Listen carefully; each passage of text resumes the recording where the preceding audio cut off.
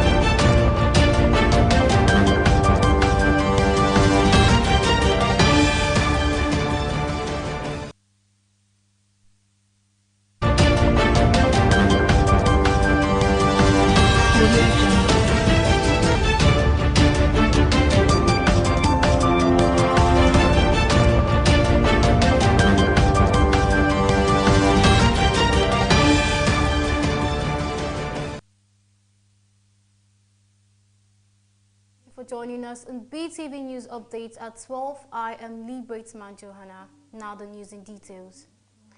U.S. forces have killed 14 people in strikes on 4 alleged drug boats in the Pacific. Defense Secretary Pete Hegseth says. Mexico Navy says it is still searching for a lone survivor approximately 400 miles from the Pacific coastal city of Acapulco. It is the latest in a series of attacks on the boats the U.S. says have been carrying drugs in both the Pacific and Caribbean. The report. The latest strike in the Eastern Pacific, which Hegseth said happened on Monday at the direction of President Donald Trump, marked an escalation in what it has cast as a campaign to stop narcotics from entering the U.S. The strikes have drawn condemnation in the region and experts have questioned their legality. Members of the U.S. Congress, both Democrats and Republicans, have also raised concerns and questioned the president's authority to order them. Mexican President Claudia Sheinbaum told her morning press conference, "We do not agree with these attacks." She said she had asked the country's foreign minister as well as representatives of the Navy to meet the U.S. ambassador. "We want all international treaties to be respected," she added.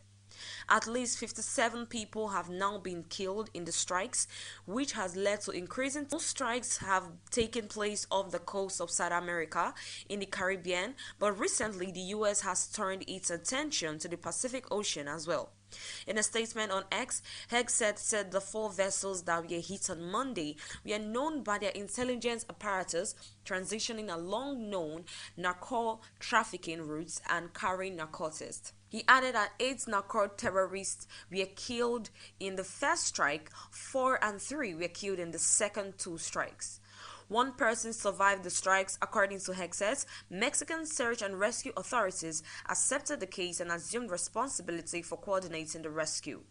The condition of the survivor or his current whereabouts are unclear.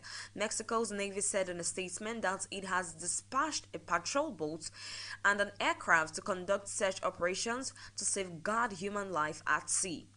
Hegseth posts included videos that show several vessels catching fire after being struck by U.S. munitions. The department has spent over 2 decades defending over homelands. He wrote, "Now we are defending our own." At least 4 of the strikes have so far taken place in the Pacific, which is far more significant drug trafficking corridor, with the rest taking place in the Caribbean. Graphics show drug trafficking routes in the Pacific and Caribbean. President Trump has said he has the legal authority to continue bombing boats in international waters, but suggested last week that he may seek approval from Congress if the campaign is expanded to include targets on land. Trump has said he is totally prepared to strike land-based targets, which would mark a significant escalation in the campaign. The strikes, however, have drawn criticism from international law experts and both the Venezuelan and Colombian government. Mary Ellen O'Connell, an international law expert at Notre Dame University and former military educator with the Defense Department, said the criminal suspects are entitled to due process. It is a greater crime to summarily execute people suspected of drug trafficking than drug trafficking is, she added. The strike also comes as tension ratchets up with both governments. The U.S. has placed sanctions on Colombian President Gustavo Petro, accusing him of failing to curb drug trafficking and allowing cartel to flourish. In the Caribbean, the U.S. has deployed troops, aircraft, and naval vessels, and last week ordered the world's largest warship, the USS Gerald R. Ford, to the area. Trump has accused Venezuelan President Nicolas Maduro of being the leader of a drug trafficking organization, which he denies, and there are fears in Venezuela that the U.S. military buildup is aimed at removing the long-time opponent of Trump from power. The U.S. is among many nations that do not recognize Maduro as Venezuela's legitimate leader after the last election in 2024 was widely dismissed as neither free nor fair. Opposition tallies from polling stations showed its candidate had won by a landslide. Evelyn Isabella reporting for BeeTv News. At least 33 Palestinians were killed in a series of Israel airstrikes in Gaza, according to the territory's Hamas-run civil defense agency and hospital officials. Israel carried out the strike in response to what it said were violations of the U.S. ceasefire agreement, the report. Israeli Defense Minister Israel Katz accused Hamas of attacking Israeli soldiers in Gaza on Tuesday and breaching the terms on returning the bodies of deceased hostages. Hamas claimed it had no connection to the attack and insisted it was committed to the ceasefire deal. U.S. leader Donald Trump maintained nothing would jeopardize the ceasefire, but added that Israel should hit back if its soldiers were targeted. The Israeli strike hit homes, schools, and residential blocks in Gaza City, Beit Lahia, Al-Burij, Nuseirat, and Khan Yunis. A spokesman for Gaza's Civil Defense Agency told the BBC that the rescue team were working amid extremely difficult conditions due to continuous bombing and lack of equipment. Some of the missing bodies are still under the rubble, and we fear the death toll will rise, he said. A brief statement put out by Israeli Prime Minister Benjamin Netanyahu's office said he had ordered forceful strikes by the military but did not specify his reasons. However, Katz said Hamas had crossed a bright red line by launching an attack on Israeli soldiers in Gaza on Tuesday. Hamas will pay many times over for attacking the soldiers and for violating the agreement to return the fallen hostages, he warned.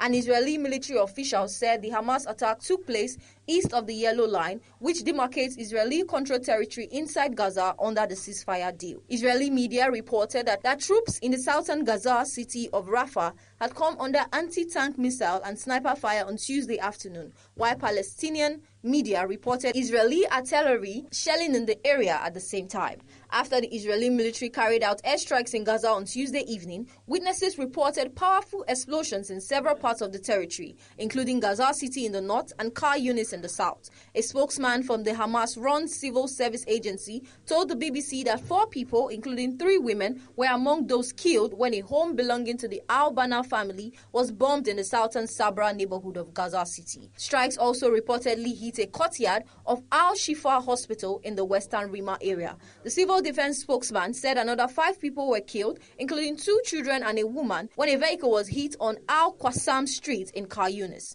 Hamas issued a statement denying that its fighters had attacked Israeli troops and condemning the Israeli strikes. Hamas affirmed that it has no connection to the shooting incident in Rafah and affirms its commitment to the ceasefire agreement, it said. Temitope Oluwafemi reporting for BeeTv News.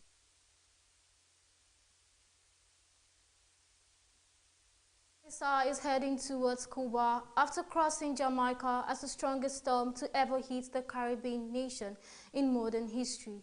The storm has been strengthened to a Category 4 hurricane, prompting evacuations in Cuba, the reports. 3 deaths were reported in Jamaica before the storm made landfall, and the government minister says it's too early to know if there are more, while flooding has been reported on Jamaica's southern west coast.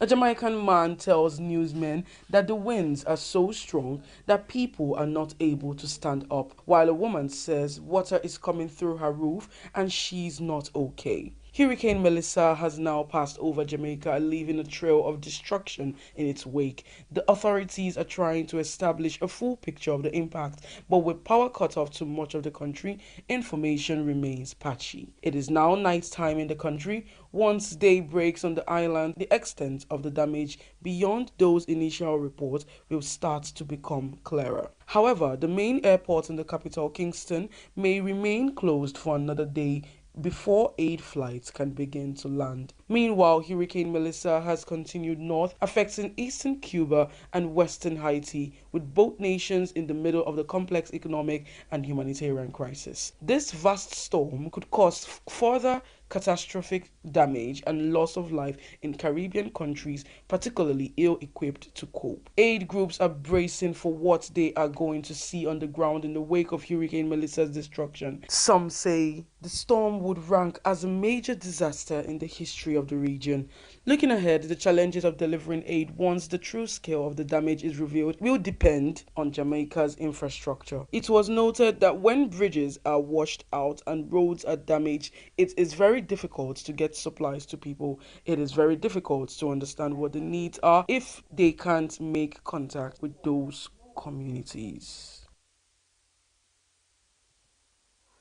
Fears are mounting of mass killings in the key Sudanese city of El Fasher after the paramilitary Rapid Support Forces (RSF) captured it from government forces. In an address on Monday evening, Sudan's military chief General Abdel Fattah al-Burhan said he has approved the withdrawal of troops in response to the systematic destruction and killing of civilians, the report. The UN said there were credible reports of summary execution, while Yale University Humanitarian Research Lab referred to satellite image of piles of bodies executed en masse. The RSF has denied accusation of killing civilians in targeted non-Arabic ethnic groups, despite evidence presented by the UN and human rights organization. The fall of El Fasher in the Darfur region could mark a significant turning point in southern civil war, which has killed tens of thousands and displaced nearly 12 million people since April 2023. Arrests of civilians in the city and sparking a hunger crisis. Yale University Humanitarian Research Lab told the newsman that since the city was captured, satellite images have shown piles of bodies executed en masse or shot by snipers attempting to breach the city's perimeter wall. And in a post on X, the research group's executive director described his shock at being able to see apparent pools of blood via satellite imagery. The horror scale and velocity of killing happening now is unlike anything I've ever seen in a quarter century of doing this work, Natalia Raymond said. Similarly, a UN humanitarian team in Southern said it was horrified by reports of atrocities, executions, attack on civilians along escape routes, sexual violence, and house-to-house raids. Had been killed since the city fell. There is no independent confirmation of this. Meanwhile, residents who managed to flee El Fasher have told the newsman they are fearful and distressed after losing contact with relatives since stuck in the city. One man said several of his relatives were massacred, but he has not been able to contact any surviving members of his family as communication lines have been cut since the RSF took over. They were gathered in one place and all killed. Now we have no idea what have happened to those who are still alive, he said. On Tuesday, the European Union said it wanted all warring parties to de-escalate the conflict, while the African Union condemned alleged war crimes and ethnic target killings of civilians. The World Health Organization said the only hospital still functioning, albeit partially, in El Fasher was attacked on Sunday. Favor Kolawole reporting for BeeTv News.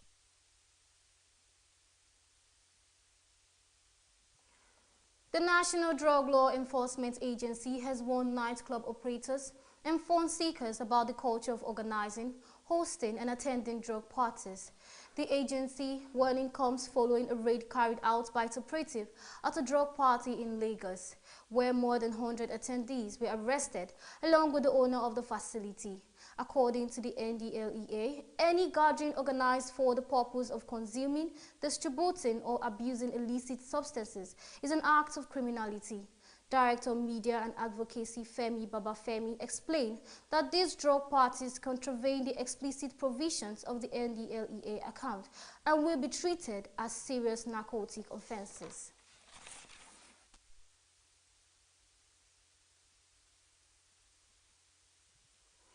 The chairman of the Independent National Electoral Commission, Professor Joash Amopitan, has assured Nigerians that the commission is fully prepared for the forthcoming Anambra governorship election. Professor Amopitan stated this during a meeting of the Interagency Consultative Committee on Election Security held today. He explained that the commission has concluded a comprehensive readiness assessment across the state and expressed confidence in the smooth conduct of the election. According to him, 24,000 personnel will be deployed across 5,718 polling units, with results collated at 326 wards, 21 local government areas, and the State Coalition Center in Accra. The Inspector General of Police, Kayode Egbetokun, has approved the deployment of 45,000 police officers across a number of states ahead of the election. The IGP, represented by Commissioner of Police Ikoye Ovutugo, at the meeting announced that pre-election deployments will begin on the 1st of November.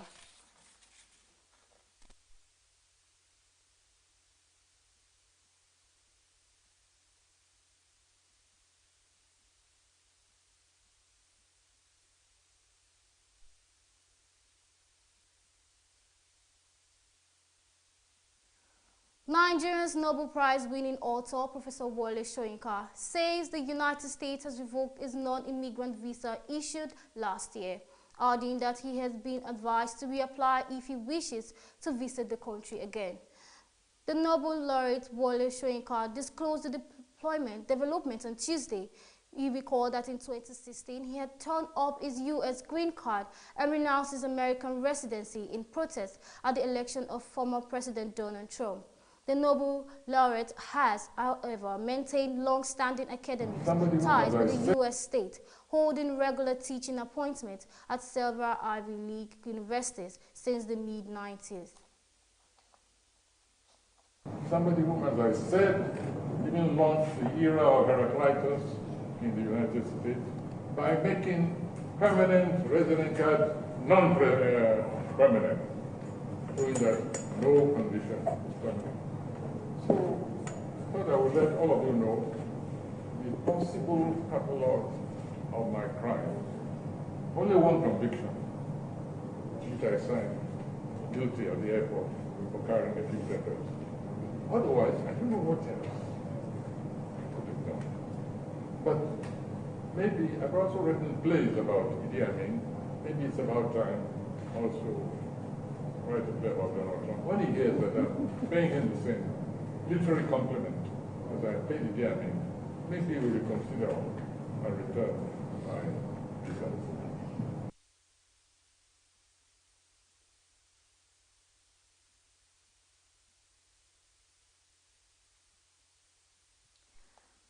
Now to entertainment news.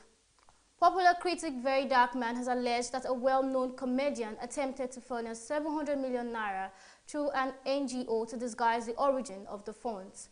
In a post shared online, Very Dark Man claimed the comedian, described as usually quiet on social media, was approached with a plan to transfer the large sum into the NGO's account, with an agreement that a portion will be siphoned off as payoffs. Let's join BeeTv News Evelyn Isdibili for details and more from Entertainment World. According to Very Dark Man, the arrangement draw portions and distribute kickbacks. He said the comedian was told he would personally receive 10%, about 70 million naira, while the rest would be made to disappear through the NGO's books. Very Dark Man added that he refused to be part of any scheme that would route such a large sum through his organization, saying he would rather invest in property than allow the money to touch the NGO account. Nollywood veteran actress Patience Ozokwo, popularly known as Mama G, has once again captured the attention of the internet thanks to her fans' creativity and humor. Clips and images from her classic movie moments have gone viral across X, TikTok, and Facebook, inspiring a new wave of memes that have fans laughing and sharing non-stop. Mama G joined in on the fun by sharing a collection of the viral memes on her Instagram page, expressing her appreciation and playful humor. Famous Nigerian cleric Femi Lazarus is trending online after his comments about women's menstrual cycles sparked widespread reactions. Social media users have criticized the religious leader, accusing him of being insensitive and dismissive. In a viral video during a sermon, Lazarus discussed women's mood swing during their periods, suggesting that it is not menstruation but a woman's personality causing problems. Many women felt the statement was inappropriate, arguing that it made light of a natural biological process and didn't fully acknowledge the real experiences that accompany menstruation. Congratulatory messages pour in for Hollywood actor Chris Evans and wife Alba Batista on the arrival of their first child.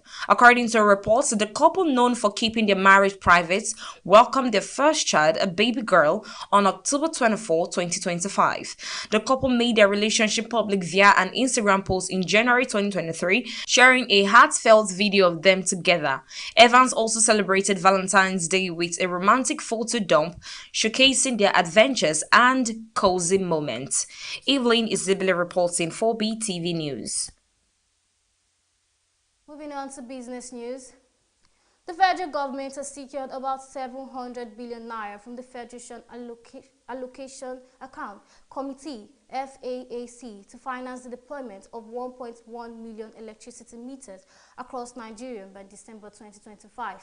Also, the Federal Inland Revenue Service (FIRS) has issued a directive mandating banks, stockbrokers, and other financial institutions to deduct a 10% withholding tax on interest earned from short-term securities. Let's join BeeTv News Temitope Oluwafemi for details and more from Business World.